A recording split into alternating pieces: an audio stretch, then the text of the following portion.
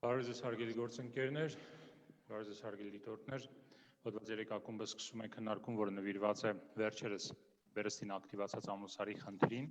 ամուսար շահագործման վերածնված ուրվականը։ Այսպես ենք վերնագրել մեր քննարկումը, այս քննարկումը մարզային քննարկումների շրջանակներում, բայց կորոնավիրուսով պայմանավորված քննարկումը ելի համացանցի տարբերակով է Zoom-ի միջոցով եւ մեր հարթակով։ Մենք գիտեք ամուսարի հանքավայր շահագործման շուրջ քննարկումները հանրային եւ կառավարական մակարդակում վերջերս ակտիվացրեցին, որոնք որ մոտավորապես վերջի շրջանում դրա շուրջ ընդհանրապես քննարկումներ չկային, թեև հանքավայրի շահագործման արտոնագիր ստացած Լիդիան Արմենիա ընկերությունը ասում էր, հայտարարում էր, որ կարող է դիմել արբիտրաժային դատարան, բայց այս ուղղությամբ էլ կարծես վերջին շրջանում լուրջ զարգացումներ չեն գրանցվել կամ դրա մասին մենք տեղյակ չենք։ Ամուսարի ճանապարհները փակ էին, բայց այս պահին կարծես բաց են, բայց ջերմուկցիները եւ բնապահպանները համոզված են, որ հանքը չպետք է շահագործվի։ Իսկ կորոնավիրուսի եւ պատերազմի ծանր սոցիալ-տնտեսական հետևանքների ֆոնին կառավարությունը իդեմս վարչապետի վերջերս հայտարարեց, որ ամուսարի վերաբերյալ պետք է որոշում կայացնեն, քանի որ ուզենք թե չուզենք, վարչապետի խոսքերն են, հանքարդյունաբերությունը շատ էական դեր է խաղում Հայաստանի տնտեսության համար։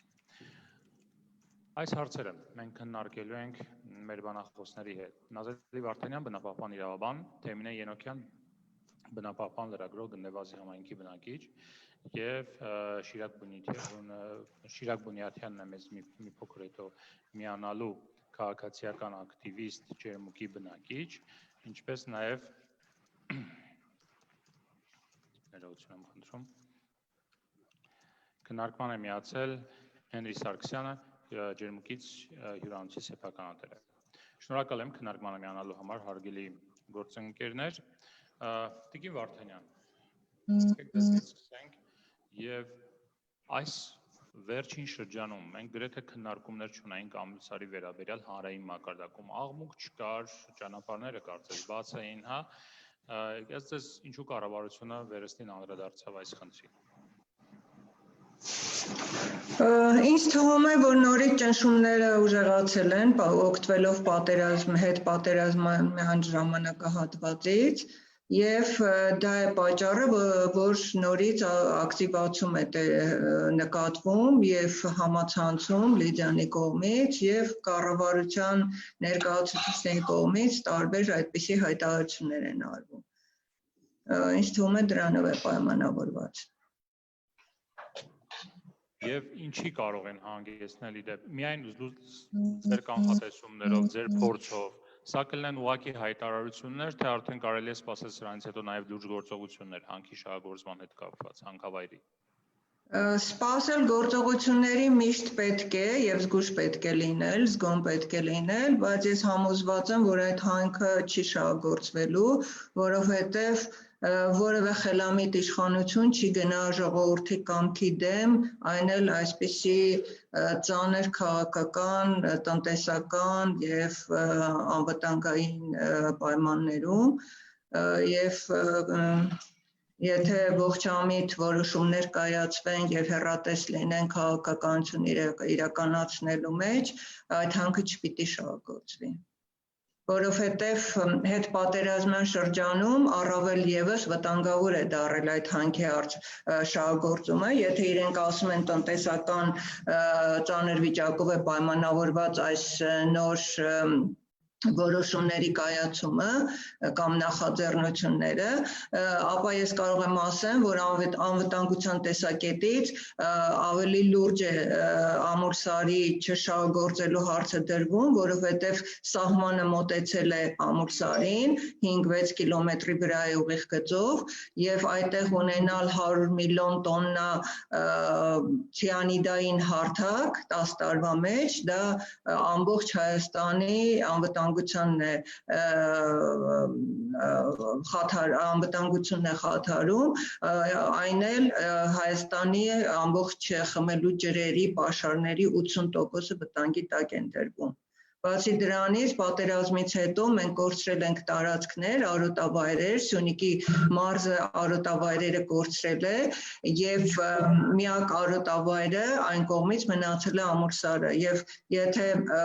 զրկվի Սյունիքի բնակիչը այդ արոտավայրը, այսինքն Ամուrsարը որպես արոտավայր օգտագործելու դուրս է գալիս, որ լուրջ սոցիալական խնդրի առաջել են կանգնում, որովհետեւ անասնապահությունը հիմնական գործունեության տեսակն է այդ մարզում։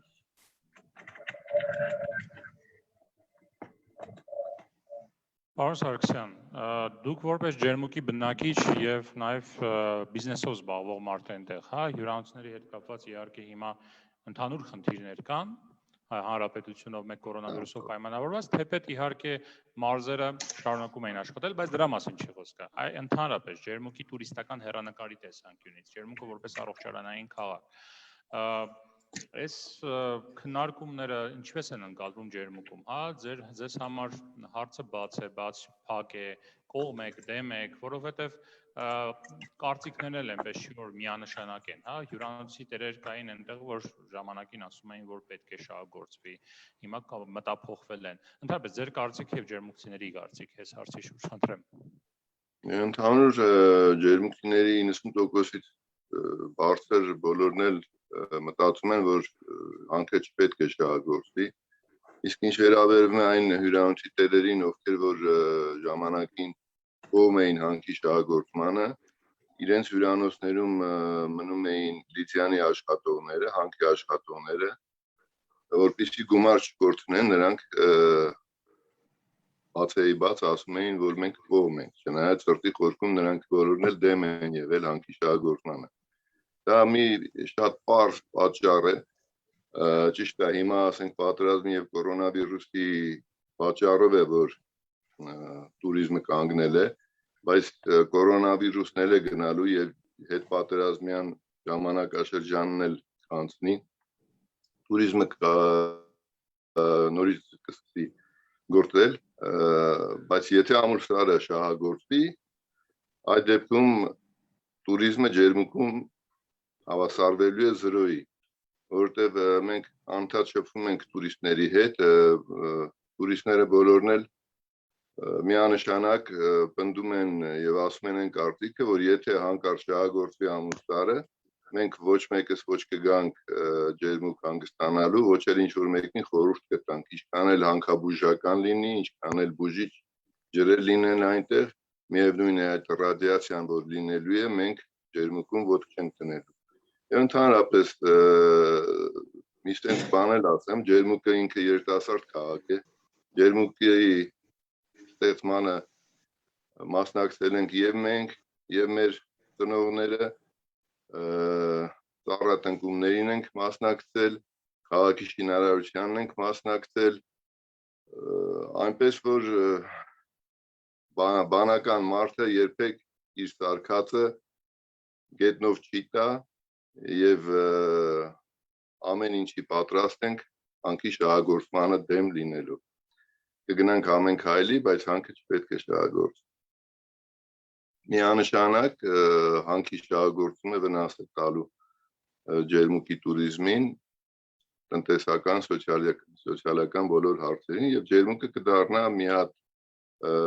գաղթ օջախ, որտեղից բոլորը կգաղթեն, դուրս կգան ջերմուկից, այնպես որ միանշանակ մենք պետք է պայքարենք մեր քաղաքի հարատևման համար։ Այդքանը։ Ես մի բան ավելացնեմ, այն առողջարանները, որոնք տրվել էին վարձակալությամբ Լիդիանին, դրանք հիմա լուրջ խնդիրներ ունեն, մի մասը հետ են վերադարձվել, մյուս մասը խնդիրներ ունեն, հենց որ այդ կազմակերպությունների ղեկավարներն էլ արդեն համամիտ չեն, որ այդտեղ պետք է այդ հանքը շահագործվի։ Եթե նույնիսկ այն ժամանակ իրենք շահին հետապնդում, ապա հիմա խնդիրներ ունեն ու շատ կարճ ժամանակում այդ խնդիրները առաջացան։ Նույնիսկ դատական գործ է եղել։ Շնորհակալություն։ Ես խոսքը Շիրակին եմ ուզում փոխանցել, պարոն Բունյաթյան, ձեր կարծիքը ուրեմն վերջին քննարկումների վերաբերյալ ջերմուկի հարակից, այսպես ասած, ջերմուկն էլ ազդակիր համայնք համարվում, ուրեմն ամուսարի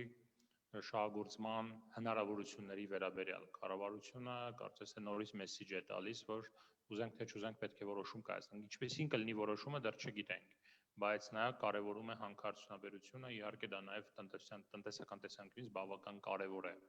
Խնդրեմ ձեր կարծիքը։ Նախ ուզում եմ ողջունեմ ձեզ, ես հանգամանքների բերումով մի փոքր ավելի ուշ եմ միացել։ Ուրեմն նախ ասեմ, որ փորձեմ այսօր ես ինչպես միշտ բնակչի իմ ֆունկցիայից դուրս չգամ, չնետվեմ ինչ-որ մասնագիտական բաների մեջ, չնայած պայքարի 3 տարիների ընթացքում հասցրել ենք որոշ չափով նաև մասնագիտանանք, մասնագիտական տեսանկյունից էլ հասկանանք ամուսարի խնդիրները։ Կառավարության հետ կապված կասեմ, որ անցած տարիները ցույց են տվել, որ լիարժեք որոշում այդպես էլ չի կայացվում։ Բնակչության շրջանում այսպիսի խոսք կա, որ ամեն ամսի մեկով իբրև աշխատում են։ Ասեմ, որ որպես բնակիչ, ով ունի լիքը համաքաղաքացիներ, համախոհներ այս հարցում,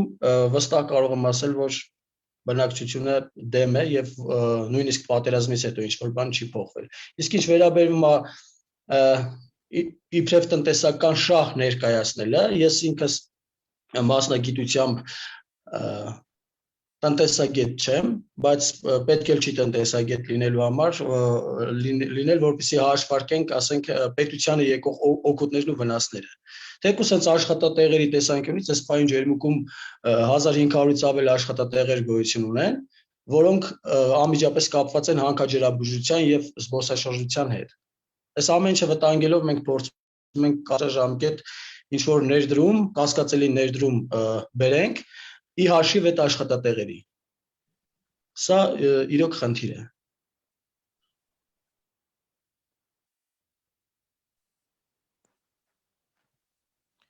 Տիկին Յանոկյան, խոսքը ձեզ եմ փոխանցում։ Որպես գնդեված համայնքի բնակիչ, ընդհանրապես հարակից համայնքները նաև, հա, հատկապես հիմա դա իմ երկրորդ հարցը լինելու, բայց քանի որ Շիրակը անդրադարձավ կորոնավիրուսի ուրեմն տնտեսական ճգնաժամի ֆոնին, հա, մարդիկ ինչպես են տրամադրված, հակված են հանքը շահագործվի, թե հակված են, որ էլի ստատուս քվոն պահպանվի էս, խնդրեմ։ Շնորհակալ եմ քննարկմանը հրավիրելու համար, նախ խոսանք վերջի իրադարձություններից, որ ձեր մի քանի նախորդ հարցերին կուզենայի անդրադառնալ։ Մենք գործ ունենք մի ստի ու կեղծիքի հետ, որ մեր պետական բյուջեից $450,000 գումար վճարվեց Էլարդին, որպեսզի այս ընկերությունը գա եւ ուսումնասիրություն կատարի եւ դա այսպես անաչառ կարծիք ամուսարի խնդրի վերաբերյալ։ Արդյունքում նախ տվյալները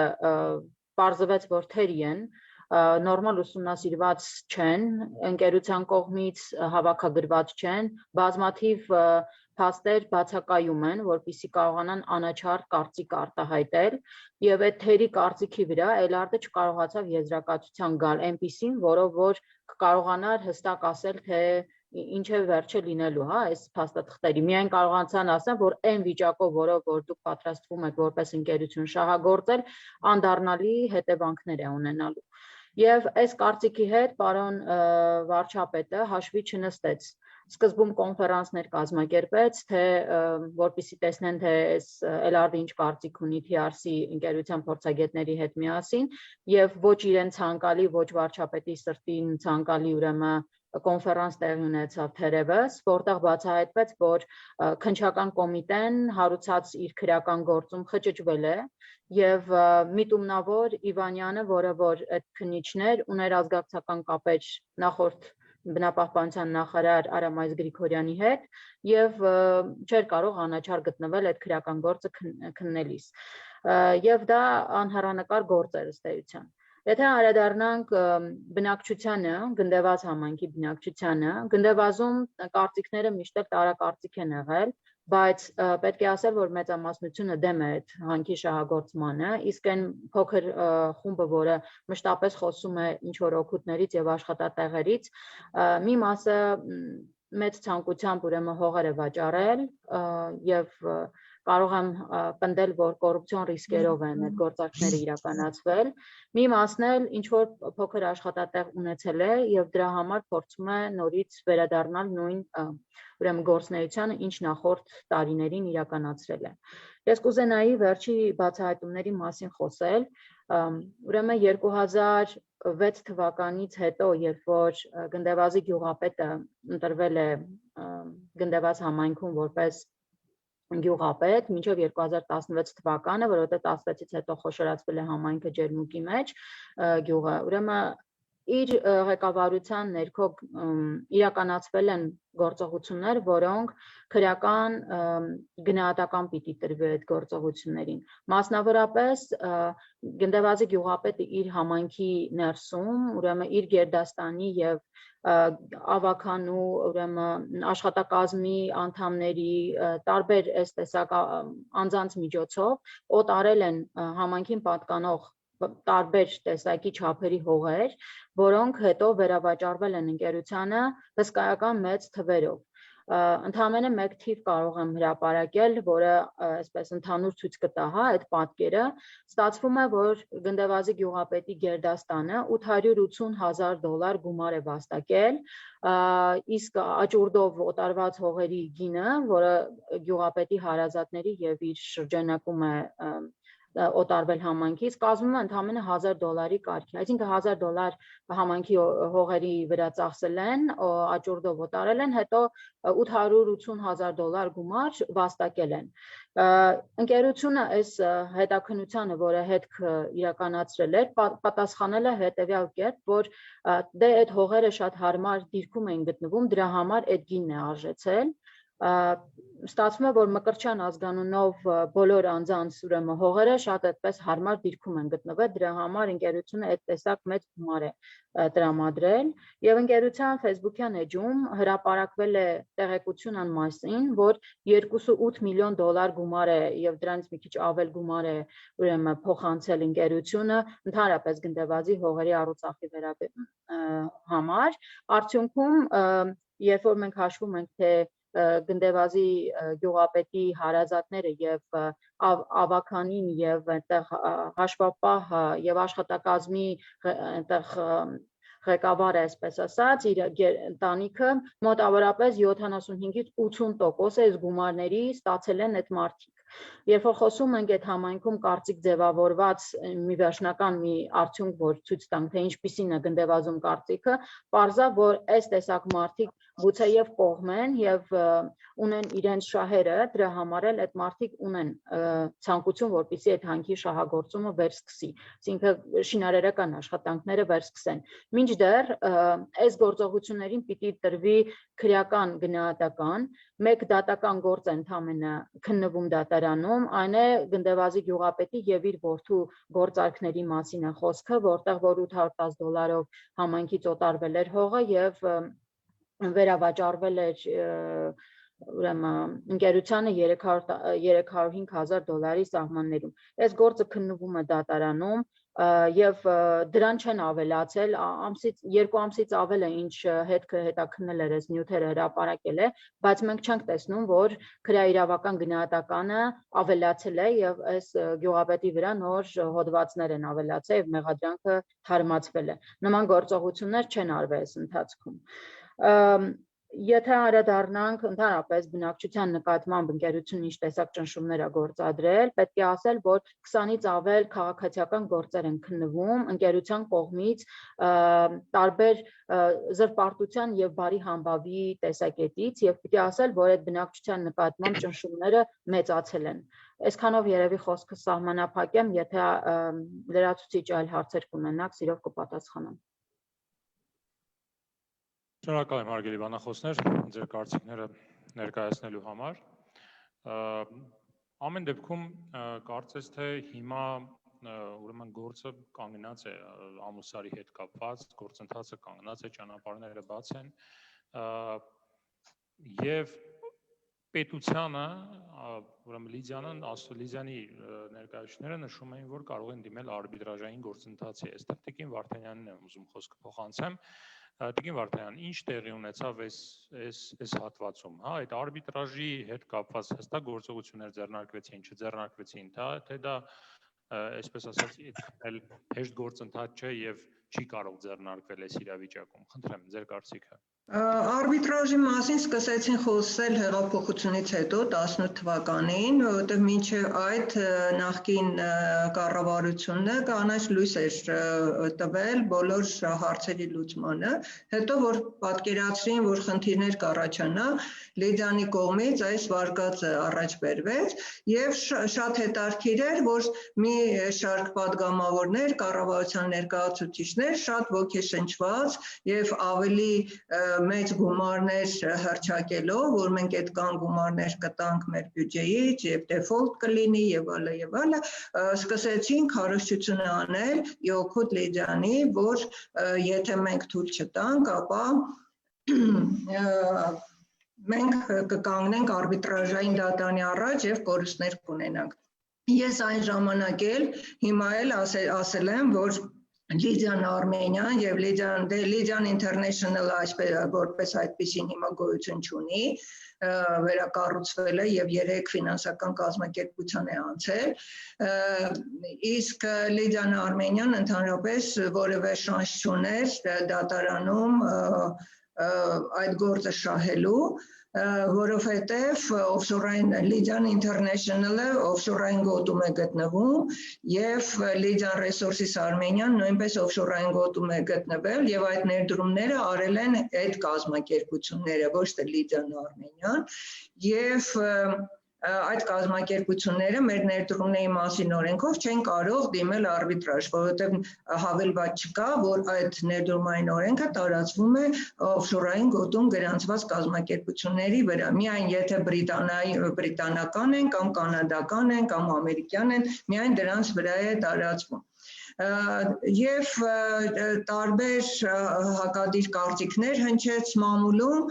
սակայն կյանքը ցույց տվեց, որ իմ կարծիքը ճիշտ էր, որովհետև իրենք հասկանալով այդ հանգամանքը, այդ ժամանակ 19 թվականին ստեղծեցին 18 թվականի օգոստոսին, երբ որ 2 ամիս արդեն փակ էր ճանապարհները, իրենք ստեղծեցին 2 նոր դուստր կազմակերպություն եւ գրանցեցին մեկը Տորոնտոյում, մեկը Լոնդոնում, այսինքն դրանք արդեն դառան ազգային կազմակերպություններ, որոնք հնարավորություն կունենային դիմել արբիտրաժ եւ իրենք 19 թվականի մարտին հայտ ներկայացրին մեր կառավարությանը, որպեսզի նախնական, եթե խաղաղ ճանապարհով չի լուծվում, ապա մի դեպքում 3 ամսվա ընթացքում իրենք կարող էին դիմել, 3 ամիս հետո կարող էին դիմել, մյուս դեպքում Լոնդոնի դեպքում 6 ամսվա ընթացքում։ Այսինքն 19 թվականի սեպտեմբերի 11-ին լրացել էր այդ ժամկետը, որով իրենք կարող էին դիմել դատարան,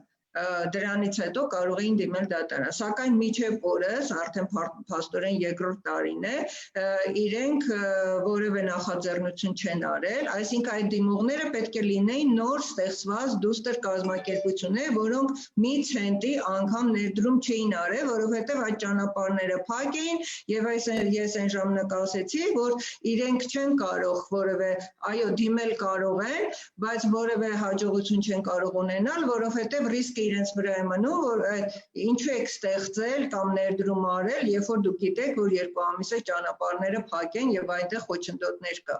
Հիմա եթե մեր կառավարությունը թեկուզ մեկ որոշում կայացնի ու թույլ տա այդտեղ հանք-հարցունը հանվի կամ շինարարական աշխատանք արվի, թեկուզ մեկ օր այդ 2 նոր կազմակերպություններ, որոնք արդեն հայտ ունեն եւ հնարավորություն ունեն դիմել արբիտրաժ, իրենք կարող են դիմել եւ հաջողության հասնել։ Դրա համար այս պայքարը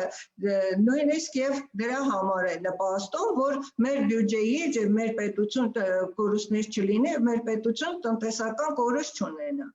Որովհետև այսքան տարի իրենք արդեն այն ինչ որ կառավարությունն է անգործության մատնել, այն ինչ որ ամեն ինչ ասվել է մինչ այդ, դա շուռ են տալու մեր պետությանը ի վնաս մեր փաստորեն տնտեսական շահերի։ Դրա համար այսօր այդպիսի որոշում կայացնելը շատ վտանգավոր է եւ կառավարությունը պետք է հասկանա, որ պետք է ուղղորդվի LRD եզրակացության, որտեղ ասվեց, որ այս վիճակում հնարավոր չէ հանքարդյունանություն անել, դա մեկ, այսինքն նոր փորձաքննություն է պետք, երկրորդը, որ շրջակա միջավայրի մասին, շրջակա միջավայրի վրա ազդեցության գնահատման եւ փորձաքննության մասին օրենքում հստակ նշված է, որ եթե կազմակերպությունը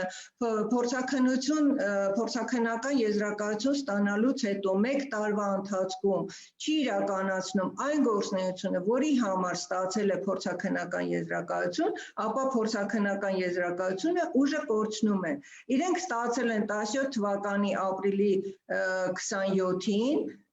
թե 29-ին փորձաքննական եզրակացությունը եւ 1 տարվա ընթացքում իրենք պետք է սկսեին հանքարդյունահանություն, որովհետեւ եզրակացությունը տրվել է ոսկեբերք վարձիկների հանքարդյունահանման համար։ Այդ գործընթացը չի սկսվել, մինչեւ 17 թվականի ապրիլի վերջ որևէ մեկը իրենց չի խոչընդոտել, ապա իրենց փորձաքննական եզրակացությունը ուժը կորցրած է։ Հիմա եթե թույլ տան, դուրս է գալիս, որ ի խախտումը մեր օրենքի իրենք առանց փորձաքննական եզրակացություն պետք է գործունեություն իրականացնել։ Եթե կարելի է մի ավելացում, Խնդրեմ։ 2018 թվականի ապրիլի վերջին նոր, ասենք մայիս ամսին սկսել ճանապարհների շրջափակումը եւ կառավարության դիրքորոշումներից մեկը 3 օրինակ շրջակա միջավայրի նախարարությունը մերժել է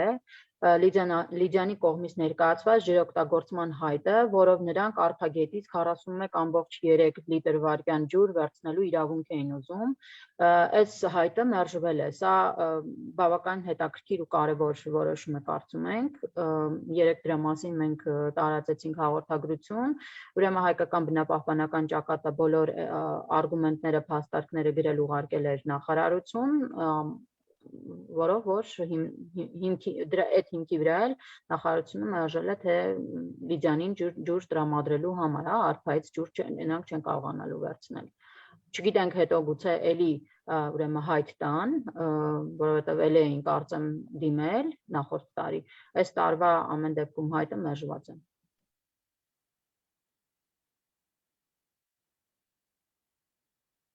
Շնորհակալություն։ Որպես ջերմուկի բնակիչներ, պարոն Սարգսյան եւ պարոն Բունյաթյան, կառավարության գործողությունները հանքավայրի հետ կապված, ընդհանրապես ամուսարի խնդրի հետ կապված, ձեզ համար հասկանալի է, ինչ է անում կառավարությունը։ Մեկ կարծես թե այսպես թողած էր բնակիչների եւ ընկերության այսպես հայեցողությանը, հա, ով ուժեղ կլինի, այդպես էլ տեղի կունենա։ Այսինքն բնակիչները ուժեղ են, փակում են բնապահպանների հետ, ուրեմն հանքը չի շահագործվի։ Կառավարությունն ասում էր բացեք ճանապարհները, թող շինարարական աշխատանքներ իրականացնեն։ Բայց անմիջապես չէր էլ միջամտում, այսպես ասած, այդ գործընթացը։ Հիմա հասկանալի է ընդհանրապես ինչ-որ փոփոխություն նկատում եք, ինչպես եք վերաբերվում այս ամեն ինչին։ Խնդրեմ։ Պարոն Սարգսյան։ Ինձ համար իրոք անհասկանալի է, բայց նրանք մի հատ մարտավարություն են ընտրել, լռության մարտավարությունը, երբ ջերմուկում ոստիկանական ուժերը ամուսարի ճանապարհին կանգնած էին մեր ու Լիջանի աշխատակիցների արանքում, տեղեր ունենում բախումներ, տեղեր ունենում սադրանքներ,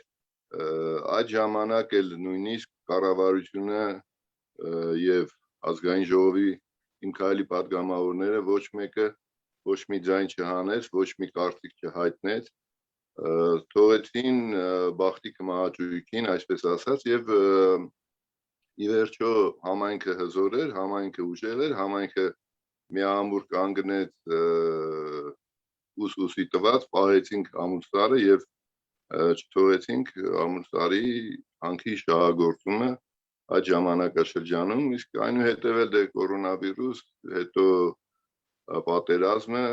իսկ հիմա էլ այս վիճակն է եւ նորից վարչապետը հայտարարում է, որ շատ հնարավոր է, որ նորից ամուսարի հանքի հարցը բացվի եւ շահագործումը շատ ավելի հնարավոր է, քան նախորդ ժամանակաշրջանում։ Նախ պատճառաբանելով, որ վալյուտայի խնդիր կա, այնուհետև ինքը հերքելով իր ասածը կրկնում է, որ վալյուտայի խնդիրը ուրիշ արժույթների միջոցով կարողացել են այդ խնդիրը լուծել։ Այնուամենայնիվ անհասկանալի է իրենց գործունեությունը Ամուլսարի խնդրի շուրջ, չգիտեմ։ Խոսքս փոխանցեմ Շիրակ Բունյասյանին։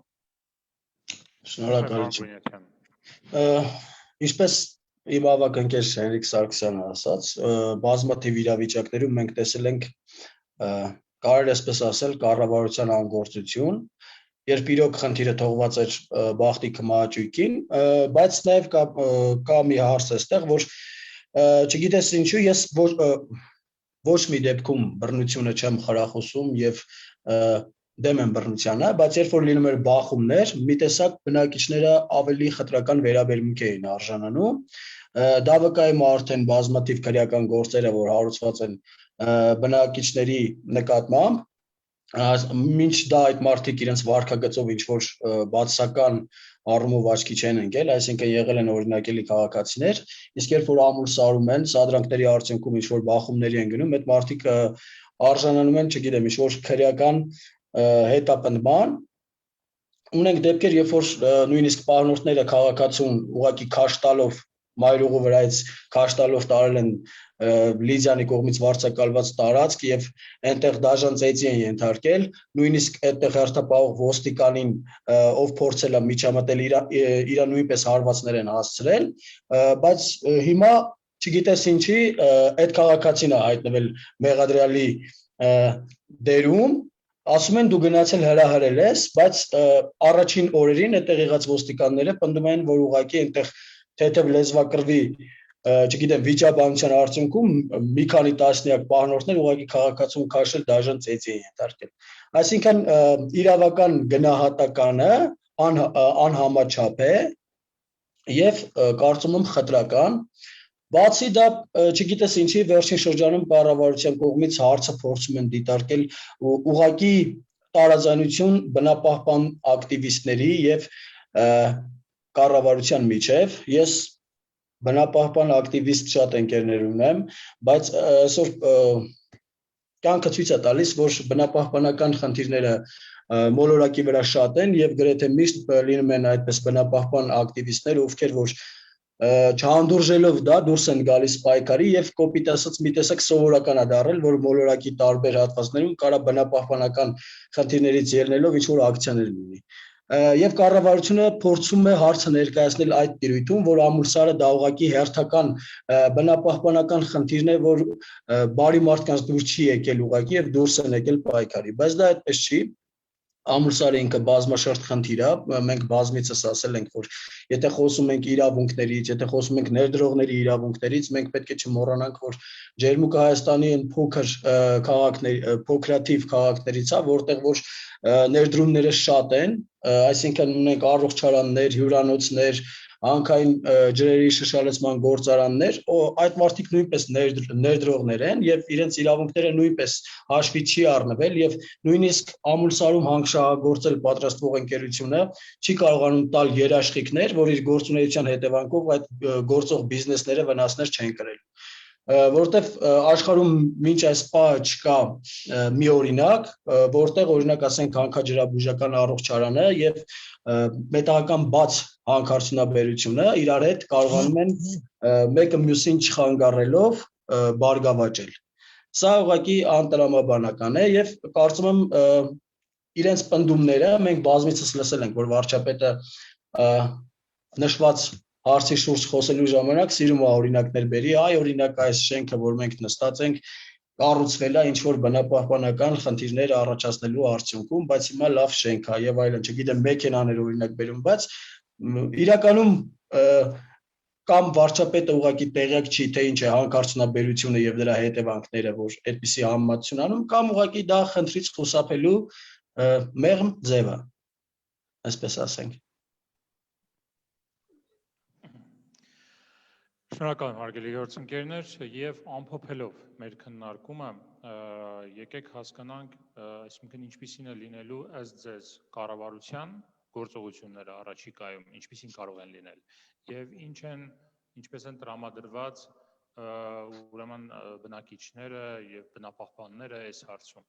Ինչի եմ նաեւ կառավարության մասով ասում, որովհետեւ մենք փորձեցինք այս քննարկմանը մասնակից դարձնել նաեւ պետական պատգամավորների ներկայացուցիչներին, այդ նաեւ ազգային ժողովից պատգամավորներ, ընդհանրապես հասարակ տնտեսագետներ փորձեցինք ներգրավել այս քննարկմանը, որպեսզի նաեւ հարցի տնտեսական կողմի մասին խոսեն, որը որ իսկապես հիմա ակտուալ է դարձել, առավել ակտուալ է դարձել, բայց դա չստացվեց։ Մի փոքր այս առումով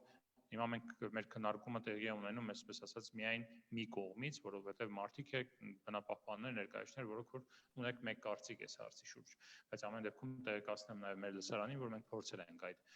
հակառակ կողմին, այսպես ասած, ներգրավել այս քննարկմանը։ Բայց ամեն դեպքում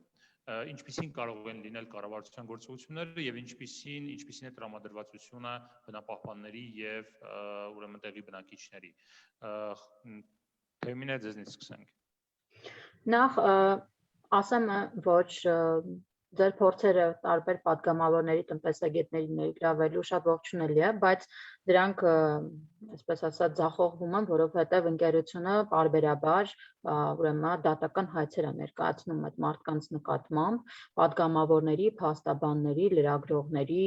լրատվամիջոցների, քաղաքացիների նկատմամբ եւ դրանով տնտեսագետների, դրանով իսկ ճնշում է ընդհանրապես ողջամիտ քննարկումը, փորձում է սահմանափակել մարդկանց ազատ խոսքը դրանով եւ ստացվում է, որ մարդիկ խուսափում են որևէ կարծիք արտահայտելուց, որովհետև գիտեն, որ իրենց ամեն մի խոսքը վաղը դառնալու է հերթական դատական գործ եւ այդ քաշքշուկից զերծ մնալու համար նախընտրում են չթիրախավորվել եւ չեն ընդունում այս տեսակ բաց հանրային քննարկումների մասնակցության ձեր առաջարկները որպես լրատվամիջոցի։ Եվ ինչ ասել է, ինչ է հետագայում սպասվում, դրապես վարչապետի հայտարարությունից հետո ես պիտի ասեմ, որ հայտարարությունը մի բան է, ցանկությունը մեկ այլ բան է եւ ընդհանրապես հնարավորություններն ու կարողությունները ընկերության ընդհանրապես այլ քննարկման թեմա է։ Այսօր մենք գիտենք, որ ընկերության Facebook-յան էջում եւ ընդհանրապես իրենց հայտարարություններում խոսում են, որ բավականին մեծ ներդրումների կարիք ունի ընկերությունը, որպեսզի կարողանա շինարարություն վերսկսի։ Իսկ կգտնի արդյոք այդ ներդրումները թե ոչ, համայնքը գնդեված ջերմուկ, ընդհանուր ջերմուկ խոշորացած համայնքի բնակիչները քայլեր ձեռնարկել են նաև միջազգային ատյաններում այս խնդիրը բարձրաձայնելու եւ ընկերության ֆինանսական միջոցների վրա ազդեցություն ունենալու տեսակետից։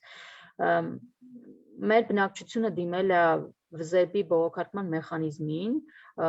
մի 4 բողոքի հայտ ենք տվել, որտեղ որ ներկայացրել ենք ընկերության կողմից իրականացրած գործողությունները, մեր օրենսդրության խախտման բազմաթիվ շերտեր, կոռուպցիոն ռիսկերի մասին տեղեկություններ, բնակչության նկատմամբ սադրանքների եւ բռնության մասին փաստեր, բնությանը հասցված արդեն իսկ հասցված ջրի աղտոտման դեպքեր, փաստեր, ամբողջը ներկայացված է վզեպի բողոքարկման մեխանիզմին եւ Sibencoach Network-ի կայքում եթե նայենք, ապա իրենք հոդված էին հրապարակել, երբ որ գոնե կամ դատարանում կամ բողոքարկման մեխանիզմի որևէ ատյանում եթե հաստատվի ընկերության կողմից կոռուպցիոն ռիսկերի, հողերի առուծախի կամ մեկ այլ տեսակի ռիսկ կամ ապացույց, որը լինի, հաստատվի, ապա ընկերությունը հայտնվելու է սև ցուցակում եւ ֆինանսական տարբեր կառույցներ պիտի տեղեկացված լինեն այս ընկերության գործունեության վարքի եւ բարքի մասին։ Եվ այնպես չի, որ մենք ձեռքներս ծալած նստած ենք, թեկուզ եւ տեղացիները այնտեղ գործողություններ չեն իրականացնում, բայց այդուհանդերձ մենք իրավական շատ լուրջ աշխատանք ենք իրականացնում, ունենք 2 վարչական դատարանում, մեկը վերաքննիչ է արդեն տեղափոխվել, մյուսը դեռ քննության փուլում է։ Շարունակել ենք մեր պայքարը բոլոր հնարավոր ճանապարհներով, խաղաղ եւ իրավագիտակից քաղաքացին վստահ եմ հաղթելու այս պայքարում, որովհետև այլ ճանապարհ ուղղակի չկա։ Ու բոլոր այն հիմնավորումները, որ հանքի շահագործումը բերել է մեզ տնտեսական օգուտներ, ապա պիտի ասեմ, որ Հայաստան գործող 7 հանքերից դեռևս Հայաստանը չի ծաղկել եւ չի հզորացել։ Այնպես որ պետք է նոր հանքեր շահագործելու միտում ունեցող կառավարությունը այս 2.5 եւ 3 տարի համարենք, որ ղեկավարում են, գոնե օրենսդրությունը փոխելու ցանկություն ունենար, հարկեր ավելացնելու ցանկություն ունենար խոշոր հարկատուների համար, փոխարենը մենք տեսնում ենք, որ ոչ մի գործողություն տեղի չի ունեցել եւ ինչպես նախորդ կառավարության, այնպես էլ ներկա կառավարության ժամանակահատվածում նախորդ ուրեմն այս հանքարդյունաբերող ընկերությունները շարունակում են նույն կերպ եւ աղտոտել բնությունը եւ չվճարել շատ տարբեր տեսակի հարկեր եւ մեր բյուջեն դրանից առանձնապես չի լցվում։ Տիկին Վարդանյան, խնդրեմ։ Ես կարծում եմ, որ եթե մեր կառավարությունը խոհեմություն ունենա եւ հեռատես լինի, որևէ որոշում չի կայացնի, որովհետեւ այս ծրագիրը բոլոր առումներով անթույլատրելի է։ Իրավական առումով ես մեծ փաստաթուղթ եմ ներկայացրել, որտեղ նշել եմ, որ մեր բնապահպանական բոլոր օրենքները եւ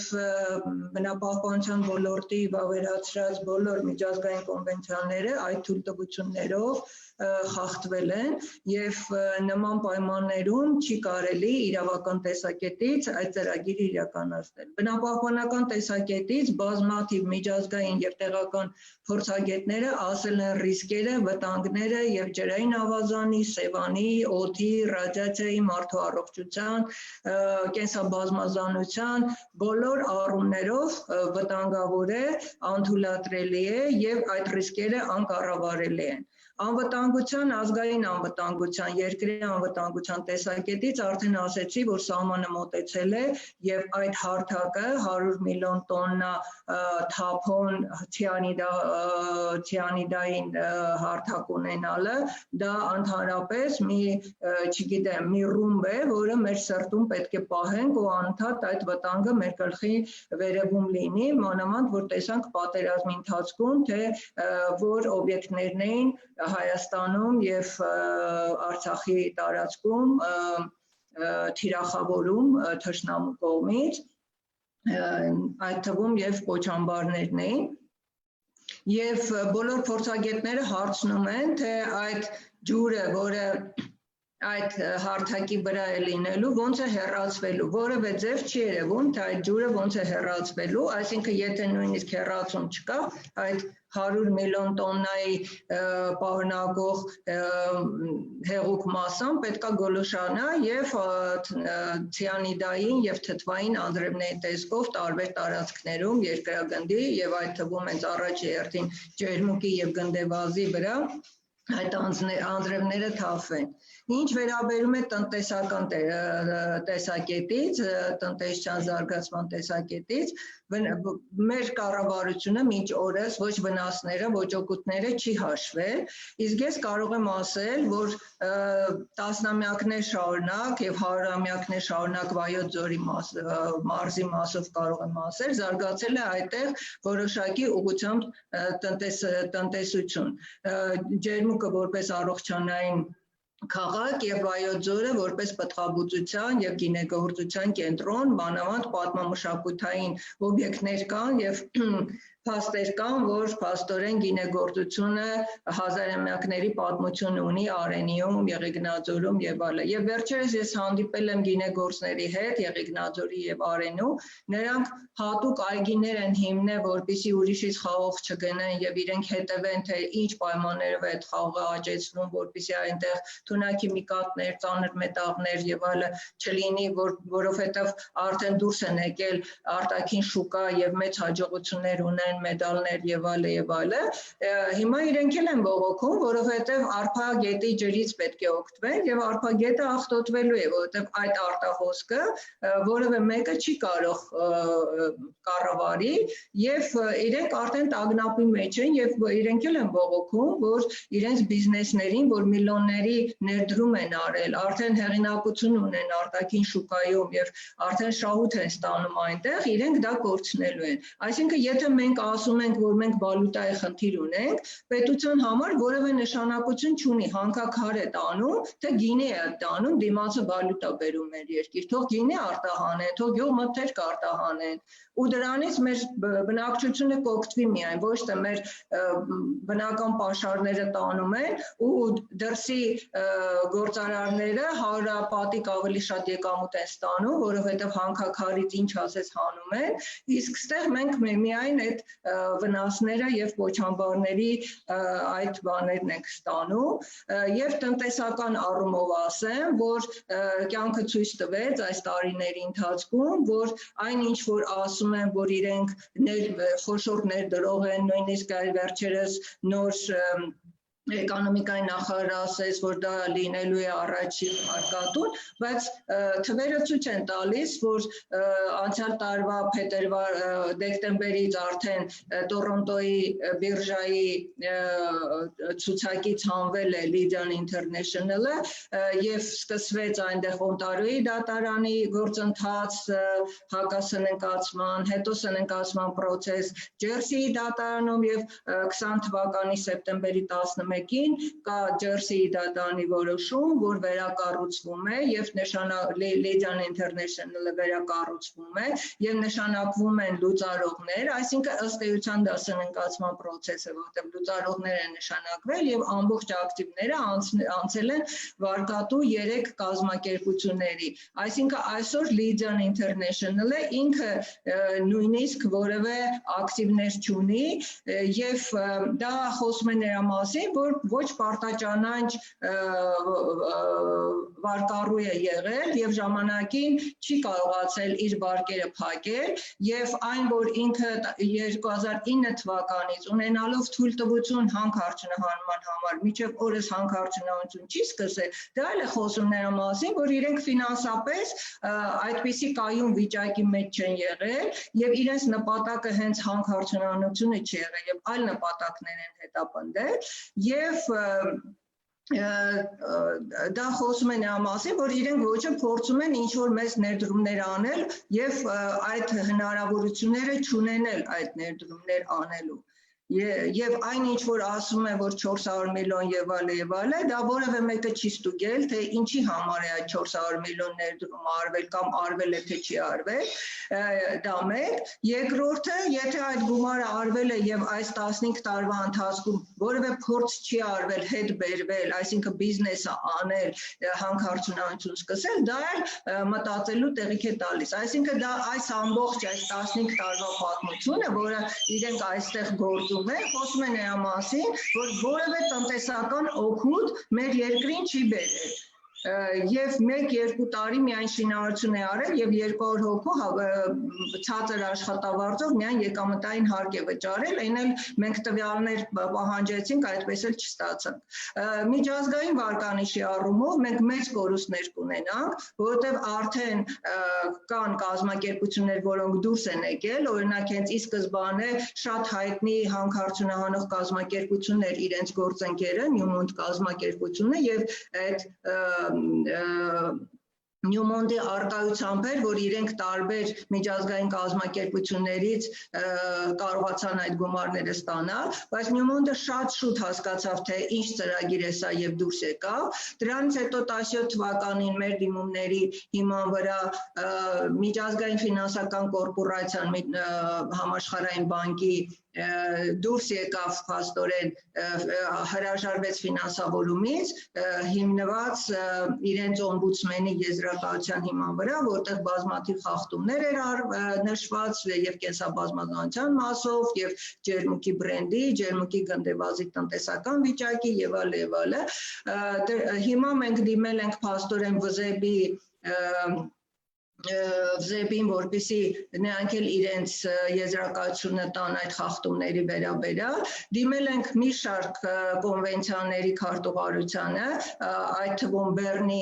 կոնվենցիայի քարտուղարությանը, որտեղ նշել է, որ դա Emerald գոտի է, ամուրսար է եւ չի կարող փոխվել դրա կարգավիճակը, չնայած նախկին նախարարի օրոք պատասխան են գրել, որ մենք փորձում ենք մենք հիմա աշխատում ենք այն ծրագրի վրա, որ այդ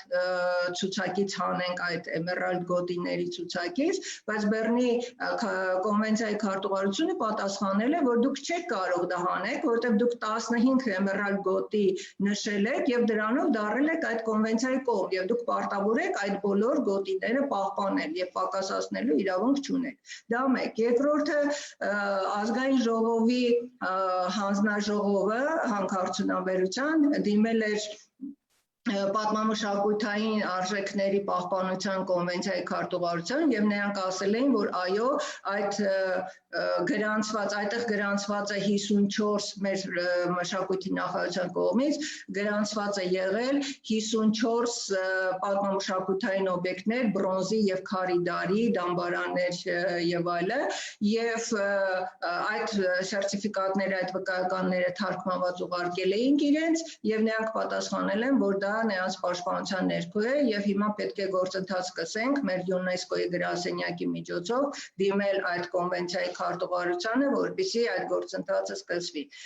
Օրխոսի կոնվենցիայի խախտում արդեն արձանագրվել է եւ մենք մեկ անգամ եւս նորից դիմելու ենք եւ արդեն վտանգ կա, որտեղ 3 արդեն զգուշացում կա մեր երկրին Օրխոսի կոնվենցիայի խախտման առումով եւ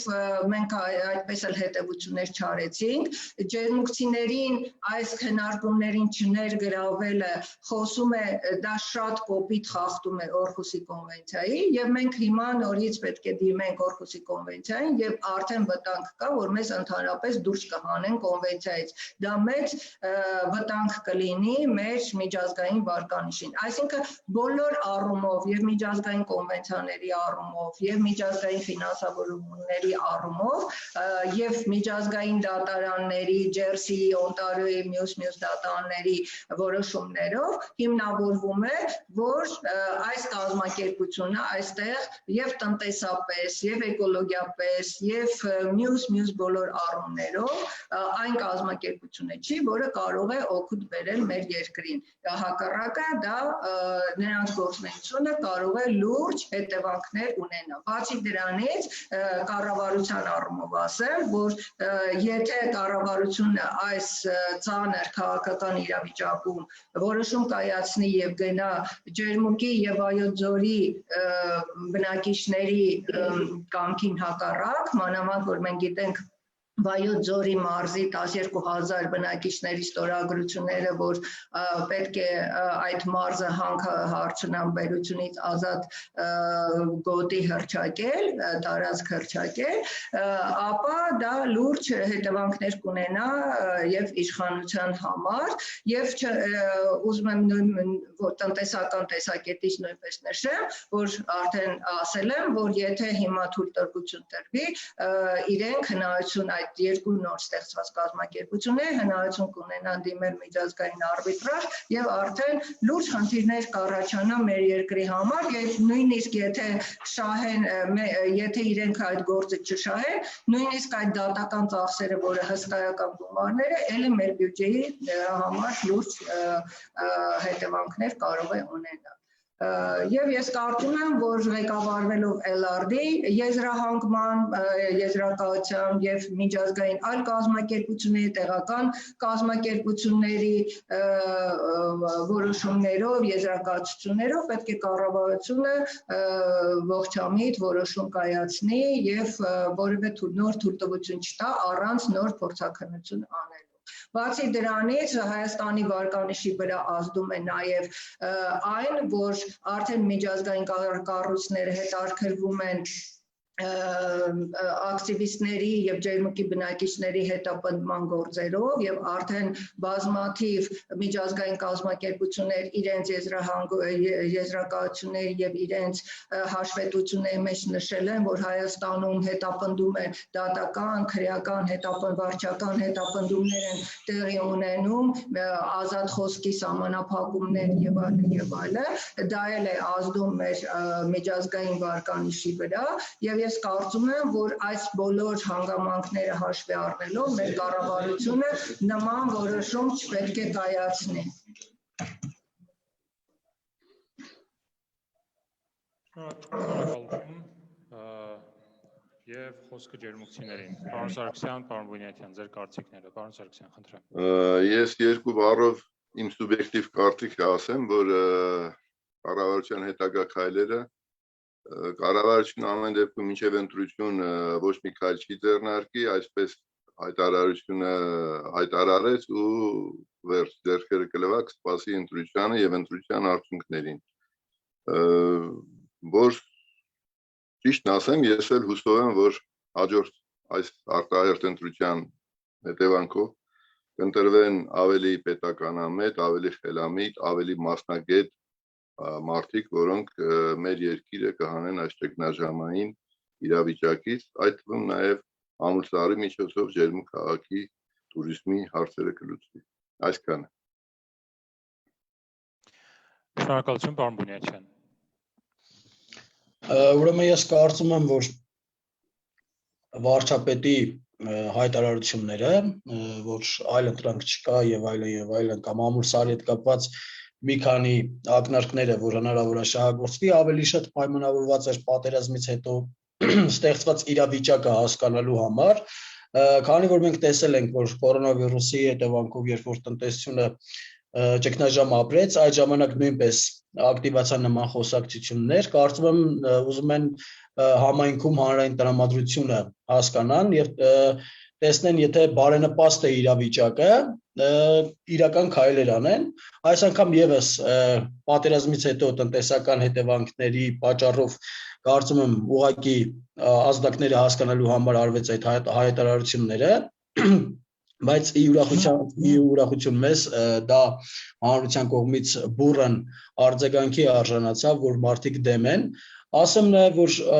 մանավանդ պատերազմից հետո համայնքում այն բնակիչները, ովքեր ավելի համեմատաբար չեզոք դիրք էին գրավում ամուսարի հարցում, ավելի են կողմնորոշվել, կորցրած տարածքների պատճառով երևի գիտակցել են, որ մենք չունենք այլևս զիջելու, կորցնելու հայրենիք, ունենք շատ փոքր քարտեզ եւ լիքը մարդիկ, ովքեր որ երբեք աչքի չեն ընկել ամուսարի պայքարում, հիմա ասում են, որ պատրաստակամ են եւ ցանկացած գործողություն, երբ որ կատարվի ամուսարում, իրենք մեզ հետ կգան եւ կկանգնեն մինչեւ վերջ։ Ուզում եմ ասել նաեւ, որ կառավարությունը ինչպես բոլոր հարցերում ամուսարի հարցում նույնպես փորձում է մեղքը դնել նախկինների վրա, այո, այնտեղ կա նախկինների մեղքը, բայց շնորհիվ համայնքի բնակչության, շնորհիվ բնապահպանների, շնորհիվ խելամիտ հայության մենք հասել ենք մի վիճակի, որ կարելի ասել կարող ենք սկսել ամեն ինչ առաջին տողից։ Այսինքն ամուսարը հիմա այնպիսի վիճակում է, որ եթե իրոք ունես ցանկություն կամք իրագործելու ժողովրդի ցանկությունը, անպայման կարող ես։ Հիմա մի վիճակում ենք հայտնվել, որ ցանկացած որոշում կառավարության ամբողջ պատասխանատվությունը դնելու է հենց իր վրա եւ ոչ թե նախկինների։ Իր ցանկացած որոշում, այլևս չկա նախկինների որոշումներ։ Հասել ենք մի իրավիճակի, որ ամուսարի հարցը լիարժեք հենց վերաբերվում է այսօրվա գործող կառավարությանը։ Եվ պատասխանատվությունը միանշանակ կրելու են հենց այսօրվա որոշում կայացնողները։